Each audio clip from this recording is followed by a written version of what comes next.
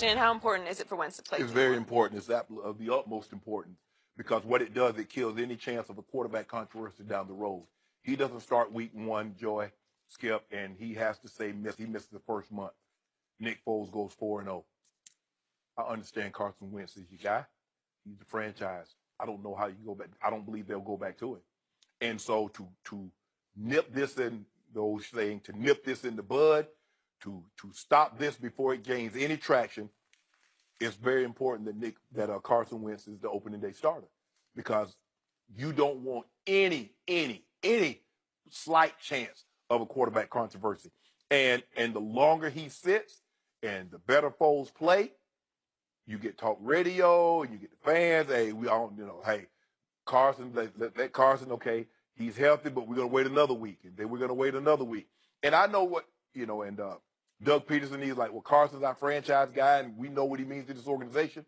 But Carson Wentz sees better than he hears. That's my girlfriend tell her, boy, I hear better than I see.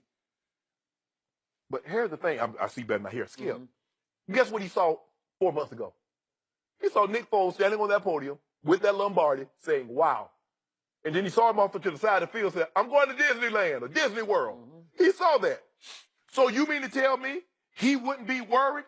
That guy that went to Disneyland and when he was supposed to be going, he's 4-0, 5-0 in the season, that he wouldn't be worried? Oh, absolutely. So it's of the utmost importance that when they trot out there that Thursday night, Skip Bayless, and they play the Atlanta Falcons, Carson Wentz need to be on the center. Interesting. Ain't no interesting. Look at you. Look at you. You already. You make me sick. This is amusing. You make me sick. I like this. I know you do. So let me get this straight. The biggest Carson Wentz defender and protector, Shannon Sharp sitting across from me, sounds pretty worried about Nick Foles. It sounds like, boy, you need your guy to get healthy fast and get in there in game 1. Because I've seen this happen before with Nick Foles. Remember what happened with Michael Vick, Joy? Had a little concussion, missed a game or two. Nick Foles throws 7 touchdowns. And all of a sudden, he goes 27-2, and Michael Vick never starts another game. Wait, Nick Foles had a whole year of starting in which he threw 27 touchdowns to only 2 interceptions? Is that good? That sounds really good to me. Like that could be starting quarterback good? He was a starting quarterback, but that wasn't sustainable. That's why they got him up out of Philly. So stop. So we just saw an extraordinary playoff run by one Nick Foles because I'm here to remind you, the great Tom Brady, the greatest quarterback ever, only once in his career has he had back-to-back playoff 3-touchdown games, and Nick Foles did it in the championship game and the Super Bowl. So Brady's only done it once. Only once in Tom Brady's whole playoff career, all those Super Bowls, all those championships, only once has he gone back-to-back 350-plus games. Just one time. Nick Foles did it in the championship game and the Super Bowl.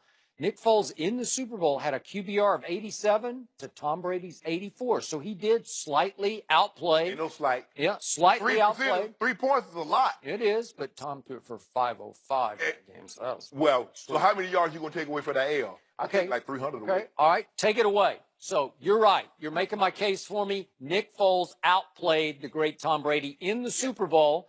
And by the way, for the entire playoffs, Nick Foles completed 73% of his passes to Tom Brady's 71% for the whole playoff run last year. That settles it. He's better. Wow. He's better. Well, if he's better than Tom Brady, wouldn't that make him better than Carson Wentz, just a 2-year starter, who really struggled as a rookie and had a nice run last year? Oh, he had a nice run. Yeah, but he had lots of new toys, boy. That defense was your guys don't have any new toys. Okay. Well, but anyway, Skip Bayless, this is very important because you know how this could start a controversy that doesn't need to be one. Carson Wentz is going to be there for the long haul. So the sooner he can get in there, the better it's going to be for everyone, and it doesn't put Doug Peterson in a situation where he has to say, we're playing well and we're going to stay where we are right now, Carson. I think the smartest Eagle fans out there, and there are a bunch of smart ones, I think they're sitting back saying, you know what? I don't think Carson Wentz could have done what Nick Foles did in the playoffs. You're the only one, and you're not a fan. You're thinking that. No, because Nick Foles, by the way, in his starting career in regular season games, he's thrown 61 touchdowns to only 29 interceptions. That's Boy, that's high quality. Skip Haley, he threw 27 in 1 year. Yeah, okay. So in playoff games, he's 8-1 in 4 playoff starts. Should have won all 4. Drew Brees nipped him at the wire. So should be 4-0 with 8 touchdowns to 1 interception. And you and I both know the 1 interception was just unlucky. It was tipped by Alshon tipped it up in the air and it got Carson picked. Wentz going to go to the playoffs. He might go 10, might be Oh, like really? 13, 14. So he would just leave Tom Brady in the dust. Dusted. He would just, Dusted. yeah, he'd make people forget Tom Brady. I don't think he would.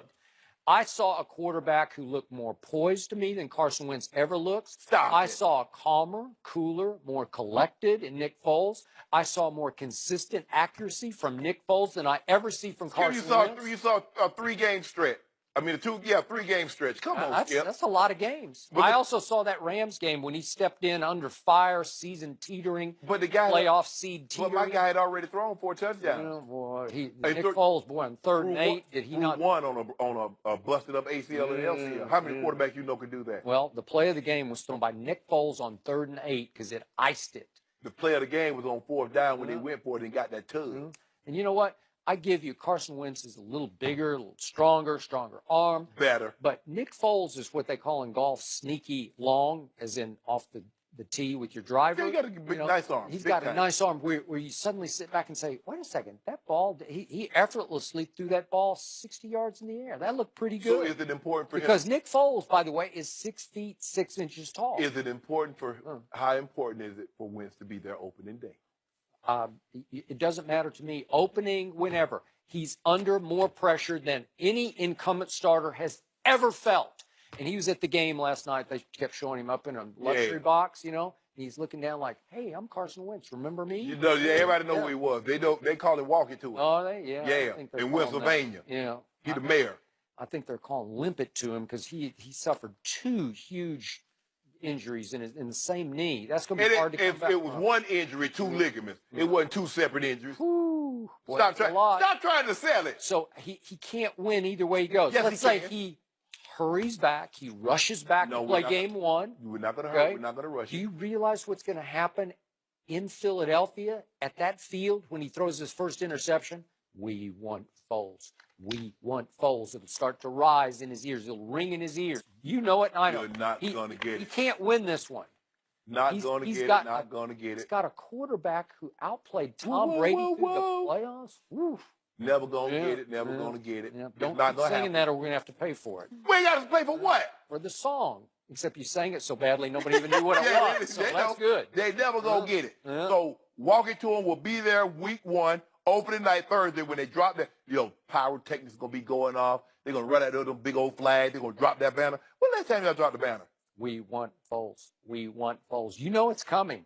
There's never been anything like this. I feel sorry for this kid.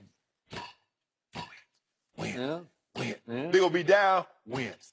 And he going to walk it to him. Yeah, up in the stands, it's going to be Wince. And they got the big tight end Goddard. I've never loved Carson Wentz's demeanor. Don't worry about it. Hyper. He's overamped. He tries too hard. Great. He's such a good kid. He's better than that. Throw it through that brick wall.